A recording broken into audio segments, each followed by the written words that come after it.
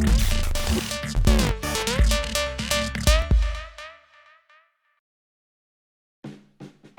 guys, Tungsten here. So today we are going to look at the Dark Zone Mark 2.1, right?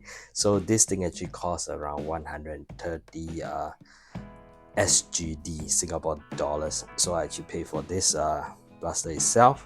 So yeah, so this blaster actually come in a box within a box. So it's I guess it's well packed and it have a beautiful kind of box so far. I think this is like the most good looking box that I've seen. So in the box itself, you can see these are all the content. We have the darts over here, right? And we actually have two extra magazine, and then there's one that's already in the blaster itself. This is to hold your magazine itself, like the extra magazine. There is actually a direction that you put in, and seems to have a little bit of a click, and it will stay there pretty well, right? Okay, there is also some extra O-ring, so if your O-ring kind of wear out, you can kind of replace it. The eye protection gear over here, although nice, but I don't think I'll be using it myself. This is probably have more comfortable eyewear than this, but nevertheless it's a good kind of inclusions in case you don't have one.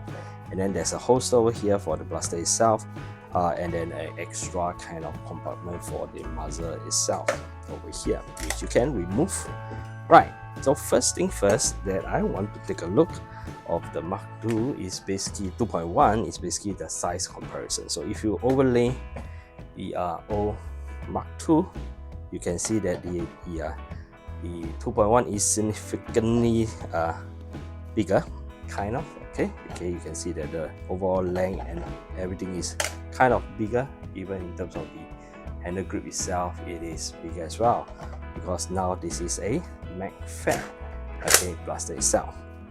Okay, so you can see that the overall size, okay, more or less everything seems to be a slight kind of expanded out, right? Okay, another thing that I want to look at is, of course, we know that the Mark II is basically you have a speed loader over here, right? So of course you can fit the speed loader, and that's how you load your darts. Okay, so the question is, okay, although this is a MK2.1 blaster, okay, can it take the speed loader as well? So that's the first thing that I want to test. And of course, when I put it in, okay, there seems to be something obstructing it for it to go down, right? But in further inspection, I realized there are possibilities that I can kind of mod this thing in the various of ways, either this clip itself or the blaster itself. So what I did was I have a kind of, this is a Mark II knockoff, okay, known as the Bluebird as well. Yeah, so it does also come with speed loader over here that is compatible with the Mark II itself. So what I did is I tried to experiment on this, and this is the result. Okay, I can fit it in, and I can load the dart. Okay, there's one that's out. Okay, but nevertheless, at the right angle, you can actually fit the speed load the dart in using the so-called speed loader. Okay, so what I did is pretty kind of simple. Let me just fire this off. Alright. Okay, I realized what is obstructing the speed loader to go in is basically there is a notch here, kind of here, right, at both sides, okay, for the speed loader, and it basically goes to match out the kind of the groove for the Mark II itself to secure the position. So now with this itself, you have two ways. Either you open up the gap over here, however I'm not too sure how significant it is, so I chose to kind of sacrifice one of the speed loader that I have extra from the knockoff and just kind of cut off these two kind of protruding kind of thing over there. If then you realize you can actually fit it down, although kind of it does have a little bit of obstruction because of this, but basically you just need to force it down and you can actually a speed loading actually. That's good to know, but unfortunately by default it doesn't really take the speed loader itself, as you can see. Okay, so a dart zone, I guess it's kind of a little bit of a missed opportunity in my opinion. Yeah, so just by including a little bit of a notch over there, you make your blaster compatible, backward compatible with the Mark II itself, right? So why don't you do it? I have no idea. But anyway, okay, so that's a little mod that you can, if you want, you can do. And even cutting off the space itself is still fit my Mark II, so it's fine. But of course, then yeah, you have to sacrifice a little bit. But then again, like I say, it could be a case where I can actually file down that portion and it will work as well. Right, so that is that. It's good to know, right? So next, how does this feel? Okay, this blaster actually feels great. And right out from the box, okay, you can feel that it is a kind of they took care of making it. Okay, so everything looks where it's supposed to be. Okay, and it actually looks well built. Now in my previous video, I also have the so-called the MK2.1 third-party Mark II inspired blaster over here, like this, right? Okay, it's also a MK2.1 blaster itself. So the next question I want to know is whether it is cross-compatible. The answer is unfortunately no. So I cannot use the magazine itself.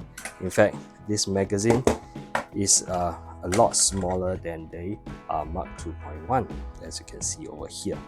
But of course, the magazine from the Mark 2.1 from Dart Zone is, I would say, is more well built. As you can see, the flap itself is there are individual flaps over here, whereby the knockoff itself is just one big piece over here. And of course, the details is very different. This is a lot more detailed and feels well built itself with all the springs inside. Now, a lot of people actually commented to me that they actually prefer this kind of third-party kind of blaster, their MK2.1 version of the Mark II. Okay, and over here. Now, initially, I too feel that I quite like the so-called third-party MK2.1 Mark II when I only saw the picture of the 2.1. Now, because reason being, I feel that the front part is a bit chunky and I really do not like the look when the muzzle is in. It's kind of feel a little bit off, but with this muzzle actually flows pretty well. But once I got the so-called the 2.1, at a closer inspection, I feel this is actually quite acceptable. It is not as big as I kind of anticipated, and it does have quite a fair amount of good details all over the blaster itself. So it kind of grew on me a little bit after having it, and holding it, the grip portion, although bigger, is still manageable, right? So now back to the so-called the operation of it. The so-called Mark 2.1 does have a safety. Of course, you press the S over here. Okay, means safe. You cannot kind of pull the trigger. You want to fire, well, the other side say F. So press down the F for fire and you can pull the trigger. So that's how basically it works. And of course, to put in the so-called magazine release is actually this small tab over here, right? Okay, so that is one of the little things that I can't really reach the mag release. Okay, it is, my hand is I guess not long enough to reach it. Okay, and I'm a right-hander, so I have no idea how I'm going to reach it. Probably I'm going to flip it like that and then press it down. Right. Okay, so that could be one. Now, well, why? I guess the other reason why they don't put it here, okay, it does seems to have like a notch over here. Maybe they have actually thought about it. I don't know.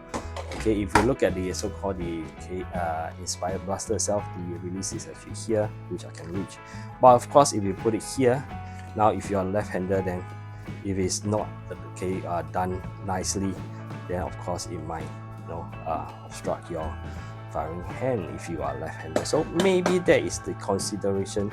So that's why this release is kind of in kind of like a notch down, so even if you are left-hander, you will not accidentally kind of press against it.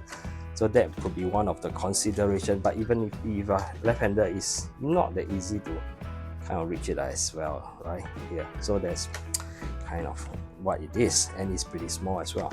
So as a right-hander, and over here, well, this gives modders the opportunity to maybe come up with a Mac release.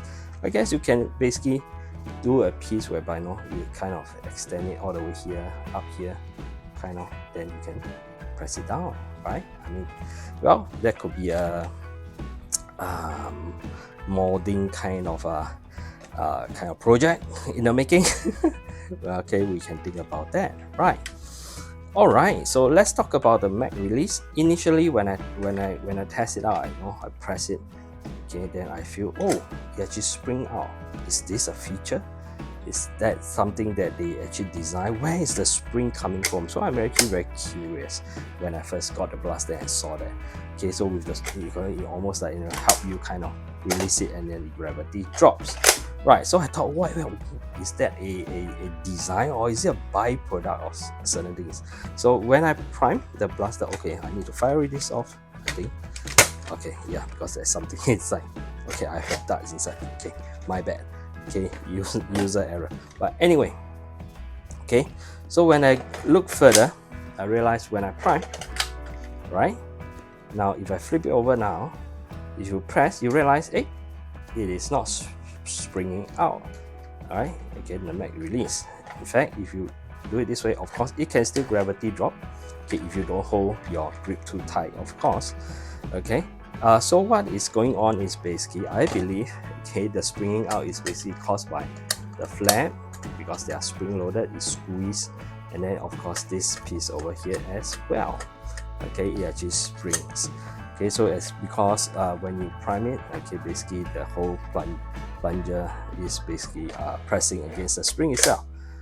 All right, so okay, so when everything is in, it kind of acts as a natural spring that kind of spring out the magazine itself. So is it a design where they thought of, or is it a byproduct? Well, only Dark Zone will know. But nevertheless, yeah, it's still kind of a gravity drop, I guess, right? Okay, so but you first have to reach the release first, right? And it drops out, which is nice. And of course, included is a 2 spare kind of magazine, which is also nice. Now, how many darts can it hold? Actually, I did not try, and maybe I should just go ahead and try 1, 2, okay, 3, 4, 5. Okay, I need more. Okay, let me just get a few more. Okay, 5, 6, 7. Oh well, I guess 7 could be it. Okay, well, if it holds 7, maybe I'll consider just making it hold 6, because I don't want the spring to be too stressed, kind of holding up the blaster itself. Well, but I guess it might be able to hold 7. Okay, looking at things, but I personally maybe I'll run the 6. Yeah, since the old kind of Mark II actually says it's a 6-pack, so I'll say I'm more comfortable with 6 for kind of a smooth operation. Yep. So that's about the magazine itself. Now, in terms of the grip itself, over here, this portion itself. Okay, let's have a close up. This particular portion itself is kind of a rubber kind of a feel, right? Okay. So yeah. So now, and of course here is rubber. I think this is. I'm not too sure whether did they stick it, and then this. If this piece is like glue, and you want to open the blaster itself, do I have to cut this piece up? If it is, then it's a little bit unfortunate, but it is what it is. Okay, I've not tried, but in actual fact, I don't think I'll be opening up that soon, unless I want to fix this problem. Not a problem, but this particular release issue. Right, so that is that. Right, And the thing with rubber stuff, I always have the fear that over time will become sticky. Okay? Some of the rubber stuff that I have, over time it does become kind of there's a sticky layer, which is annoying if that happens. But well, other than that, it gives you the grip, I guess. Okay, again, because of the size itself, okay, it's a lot bigger, and in terms of the Mark II, which is actually a very comfortable grip, right? Okay, as you can see, again, the size different. Okay, now because the magazine is also kind of, you can see that they actually went for a slightly bigger design compared to the inspired one, the third party one, but that also could increase the reliability of feeding of the darts itself. For this particular type, like even the Nightingale, I think I mentioned before, the dart size may make a difference for a smooth operation. So I looking at this, I don't think that will be a big problem. Okay, even if the dart is slightly in a longer configuration, maybe 37 is still okay. As you can see, this dart is actually slightly shorter than the one they supply. So this magazine might be able to still take those as 37 in length, 37 milliliters in length. Right. Okay. Now, as of the front barrel itself, it is just a friction fit like this. I do not like the look of it. Now, what is the purpose of this? Initially, I don't really know, but of course, if you watch the review from American Foam, he actually mentioned that you can actually fit different type of ammo for a one-shot kind of application, like the rival rounds, the ultra darts, as well as your mega darts. And in a closer look over here, you can see that yes, it does have various kind of steps, okay, available here to probably fit the different ammo type, which is interesting, because I think this idea, if I'm not wrong, was evolved from the modding community itself. Okay, so maybe they took inspiration from there and basically implemented it. I mean, why not, right? Just adding a muzzle and then do a little bit of different kind of fitting, and you can kind of fit different ammo type. But again, I will not run this with this barrel itself because I don't like the look of it. Okay, maybe I'll design something in front so that it does have a joint as a more seamless kind of design itself. Yes, all right. So that is more or less the overview. The rails is only below, and we will of course take a few kind of FPS tests. Right now, if you kind of in the follow the modding community and whatnot, you realize that we have kind of pump action kind of attachment that is being created for the Mark II. So with this rail over here, I can see the potential of people coming out with the design for a pump action kind of attachment. But personally, if I were to run this, I won't want it to be pump action. Right, but now, before I forget, what are the features? Just like the Mark II itself, there is a hole at the back. So if you were to prime it, okay, then you can vaguely see that there is a prime indicator, very vague, kind of, you can see a very faint dot. But that's enough for you to determine whether is it prime or not. All right, so that is also something that Mark II that kind of retain. So again, I do like the detailing, and the actual blaster itself in hand actually feels and look much better than it is on picture, at least for me. Right, so good thing is, of course, both sides have all the details as well, which is nice. And so that is the Mark 2.1. It costs around $130 SGD. Well, I guess if it doesn't come with some of the maybe carry of this, but I guess they want to put it in for people who doesn't have, and they want to emphasize that Okay, eyewear safety is important, so I don't fault them. And it does feel very nice, taken care of kind of production. So you pay for what you get, and of course, if you compare it to the Inspire one, this is a lot lighter, and then the construction, it feels a little bit thinner kind of feeling itself, right? But I still like this is still a pretty good blaster as well. Yeah, for the amount you pay as well. So you pay for what you get, what you pay for. Yeah, and I would say it's still kind of not an unreasonable pricing for a kind of the first wave. Let's put it that way. So in the future, if we got discount, I definitely like to pick maybe another one up. Right. So let's go for the FPS test. And I'm Tungsten. If you have not subscribed to the channel, do subscribe, and I greatly appreciate that. Let's go for the rest of the test.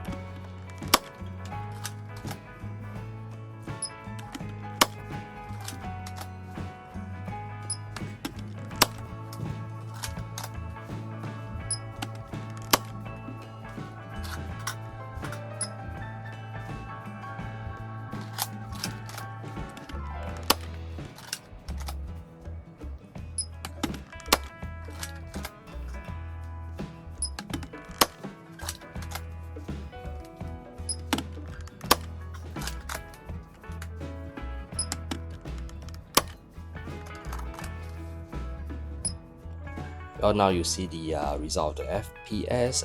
In conclusion, I'll say that Zone Mark 2.1 is a pretty solid built blaster. It certainly feels that care is being put in when this blaster is being kind of produced. Well, with regards to the price, I feel that if you are making use of like things like the holster, the protective goggle, and of course you need the kind of if you are using is kind of magazine holder, then I'll say the price is more or less still acceptable, because you do get quite a number of accessories with it. But if you are just going to make use of the blaster itself, then of course then the price is slightly on the high side, right? So all in all, I'm pretty happy with the Mark II. I don't think there is a need for me to modify the spring. In this instance, I don't think I want to do that. But there are things that more on the cosmetic side. Maybe there's things that I might want to do. So yeah, so the Mark 2.1, I feel that it's a solid offering. And of course, if the price go lower, that is even more attractive. Yeah, so I'm Tungsten. Thanks for watching. Bye.